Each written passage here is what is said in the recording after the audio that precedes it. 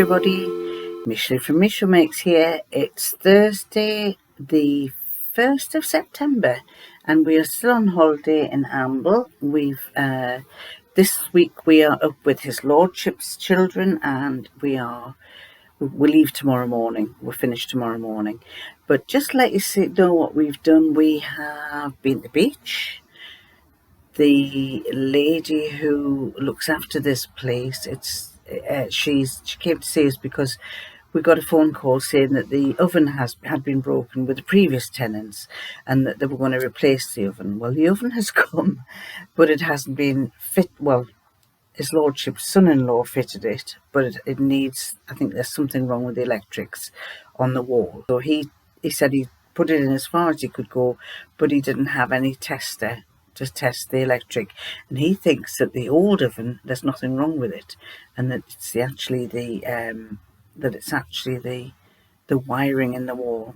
So anyway, the cleaner came who maintains the place, and we told her that, and she said, "Oh God, I'll have to get that sorted." So this cooker is sat in the kitchen, in the middle of the kitchen. The old cooker is sat in the middle of the kitchen. It still hasn't been got rid of. Then His Lordship went to close the curtains in the bay window, and the whole lot of curtains came down, and he tried to put them back up, but they're so high up he can't reach. So he said, "Oh, we'll just use the blinds." We told the cleaner this had happened, and so he said, "We'll just use the blinds." And of course, last night he pulled down the blind and one of the blinds ripped. And it's unfortunate because this house is starting to wear at the edges. And it's because the people who own it, he's a pilot for EasyJet, I think it is, and he's been based down in south of France. So he doesn't come back to see what the state of the house is. The cleaner just maintains everything. Oh, and this bed that I'm sitting on, that was creaking and it was broken, so we had to get them to come and fix it, and His Lordship screwed the piece of wood that was broken off back in. The bed upstairs, sorry about the noise, the bed upstairs was broken in the attic. Apparently one of the previous tenants had broken it. What's that noise? Big lorry. And one of the tenants had broken it, so they had to replace the bed. There's been so many things going wrong, and we were just saying it needs a good overhaul and clean, really. So anyway, the poor lady who came to, the cleaner who came to see us, when I was talking to her, her eyeballs were all yellow, and I thought, oh my goodness, she's got something wrong with her. And then she told us, because we know we've talked to her come to this place for 3 or 4 years, and she was telling us she's got cancer, and that she had bowel cancer, and she got the cancer during COVID. Her husband left her, said he wanted to leave, and I think that triggered it off. But she was so positive. She says, "I'm not going to let it get me down." She says, "I've got a new partner." She says, "We'll go walking, we'll do as much as we can." She says, "I've had my body cut up from top to bottom, and part of my bowels taken out." And I think the yellow in her eyes was because she said she had a gallbladder problem. And bless her, we didn't really want to put onto her too much, so we just said, "Look, leave the oven in the middle of the room.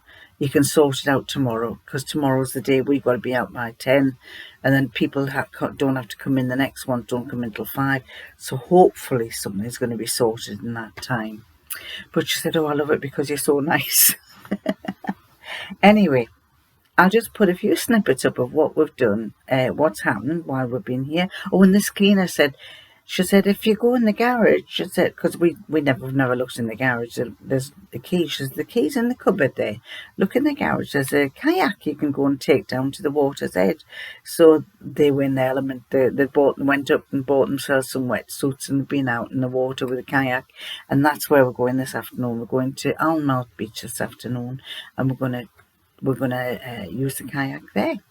So I'll put you some pictures up. It's going to be a short vlog, and then I'm going to hopefully catch you when I'm back at home tomorrow. I've got a few orders to get out when I first get back, and then after that my time is my own, and I might be able to do another vlog for you. This morning I'm not feeling really great because we went on a boat trip round Coquet Island to see the seals. Although there weren't many, we didn't see many seals. They reckon that by this time of the summer they're all heading elsewhere. And the birds, there weren't a great many birds, but we went there and the boat was rocking. I'm usually very, very good with boats, but when I got off, I felt all the way around I was starting to feel sickly. And when I got off the boat, I was saying to His Lordship, I said, I really don't feel right. And when I got up this morning, I felt very queasy, so I think I've got after effects of being in the boat. But other than that, we've had a good time. It was very, very enjoyable. How about this for something different? With a light on the top.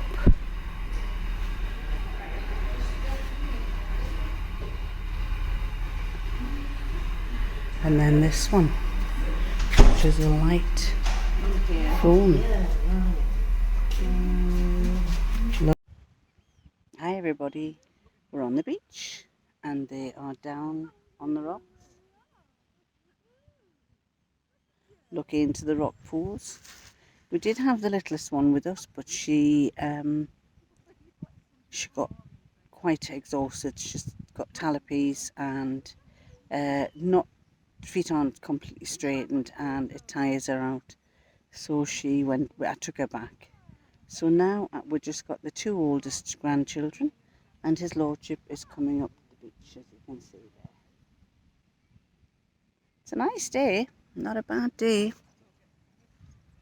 I'll turn you around and show you the rocks, although it's the same as everything. But there's the island. We fancy going around the island and having a trip around the island on a boat. So I thought we were going to do that today, but we're not, it seems. One granddaughter has whacked the other granddaughter in the face with the seaweed and she was a bit upset, but she's gone back to play again. How are you? I'm fine. What's that? Nobody? Oh, hello. I've been given this by Third. I told her that some seaweed was edible, so she's picked this for a tea. God. I don't think I will. I don't think I'll be having it.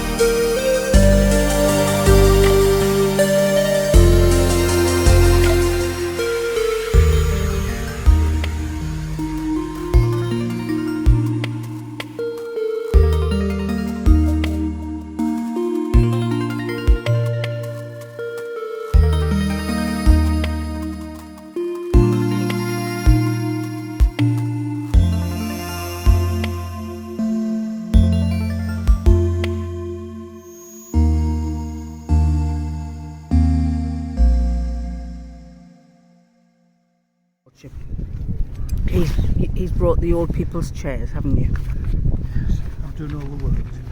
You haven't. He's pegged the wind thing in. In the UK, we all use these to keep the wind off, and it's lovely and sheltered behind it. Sucking air. my favourite cough sweet, which is a Jacobs. Not that I've got a cough, but I like them. Anyway, we're in amble. Not amble, we're in alnmouth. And it's absolutely gorgeous. Got my hat on. Bought one, this one. Sorry, it's bad manners to eat and talk. But I'll let you see what it's like around the other side. I'm going to turn you around. You've seen this beach many a time, but it's a gorgeous beach.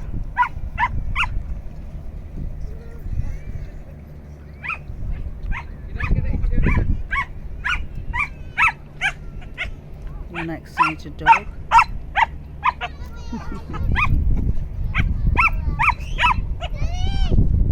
And right over there is the island we went round on the boat, and along just at that point is where we are staying. So we've come right round the bay, past Warkworth Castle. I'm not sure if you can see Warkworth Castle. No, you can't.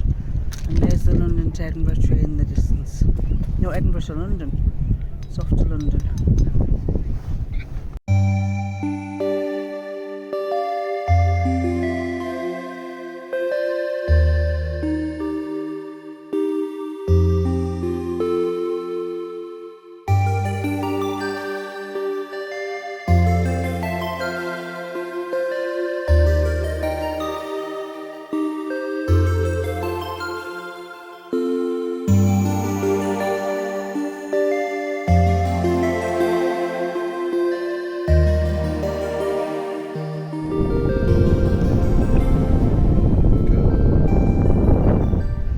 What? Coal. Coal. Coal. Coal. Coal. As they say up in the northeast, coal. That's it, aye. Mm? Down Yorkshire we call it coal. There you go, take it home, we could put it on the fire, not that we've got a fire to put it on. Energy, there's energy there. Oh yeah, might need it. Tons of energy, but I can't burn it. Why not? Global warming. Global warming, yeah. I'll throw it back to the sea. Oh, there's loads of them, look. Look at it all.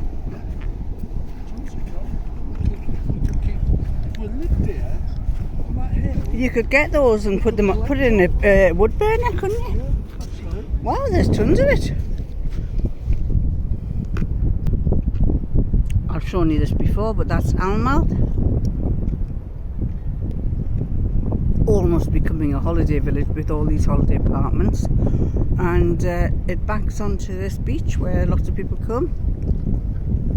And you can see in the distance lots of people carrying two boats down, and that's our lot.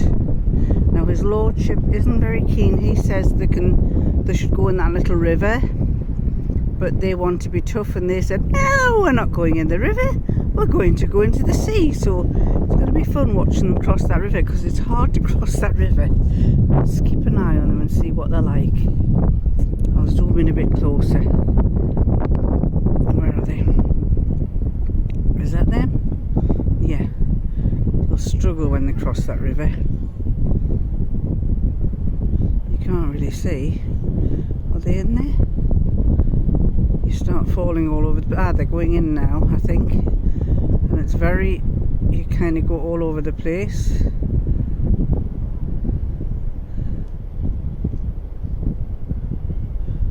Well, they've succeeded, I think. There you go, they're managed, I think.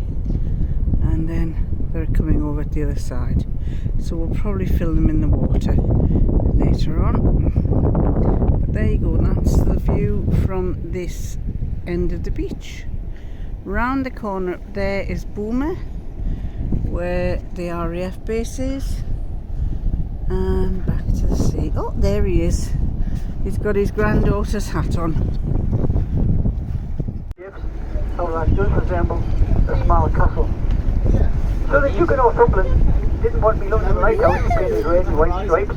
He wants to be looking at something to try and fit in from the landscape around the boat with you. Some of you may have noticed that when down the Northumberland coast, you got one or two castles jutting out into the sea. So hence, this lighthouse has to try and fit in with the landscape round about we here. There's no lighthouse keepers at all around here. They were all made redundant in the 1990s. So what it does now is, it sends a signal back and forward down to Essex. That's where Trinity House's headquarters is based. The people that run that lighthouse. Now they know what speed that light turns, then if that light stops or breaks down. So if that light stops or breaks down, in effect there's nobody there to get it working again. The way the contract He just came up, just popped his head up. we're on 24-hour call. Just a little bit near the boat. Christmas Day, Boxing Day, New Year's Eve. If that light stops flashing, we have to come across here and try to get it working again. Now I'm busy telling you there's nobody on here at the minute, and what usually happens is you'll see somebody wandering about up on the top there. Now that would be your wardens from the RSPB. Now what they've been doing, they've been counting the birds, counting the eggs, making sure nobody comes across here interfere the wildest wildlife when it's busy nesting. So if you see somebody wandering about, there'll be your wardens from the RSPB there. We've got about 16 acres of land here, ladies and gentlemen. That's the size of Crooked Island. It's 1 mile straight across in a straight line to Crooked Island.